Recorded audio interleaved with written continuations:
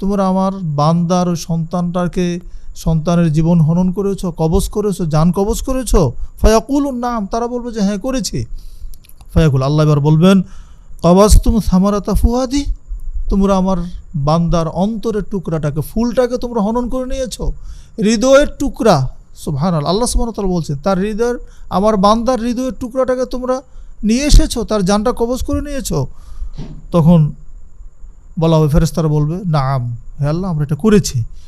আল্লাহ বলবেন ফায়াকুল মাযা ক্বালা আবদি, যখন তার সন্তানের জান কবজ করেছো, সন্তান হারিয়েছে, তখন আমার বান্দা কি বলেছে?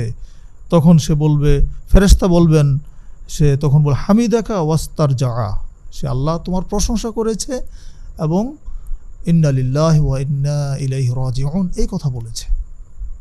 তখন আল্লাহ সুবহানাহু ওয়া তাআলা বলবেন ফায়াকুলুল্লাহ উবনু লিআবদি বাইতান ফিল জান্নাহ ওয়া সাম্মুহু বাইতাল হামদ, আমার এই বান্দার জন্য জান্নাতে একটা গৃহ তৈরি করো এবং সেই গৃহের নাম দিবে বাইতুল হামদ।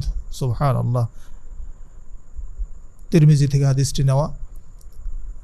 যেই পিতা মাতা সন্তান হারিয়েছেন তাদের জন্য এটা নিঃসন্দেহে সুসংবাদ যে তাদের জন্য আল্লাহ ফেরেশতাদেরকে বলবেন তাদের জন্য একটা জান্নাতে ঘর তৈরি করে দাও এবং সেই ঘরটির নাম হবে কি? বাইতুল হামদ, মানে প্রশংসার ঘর।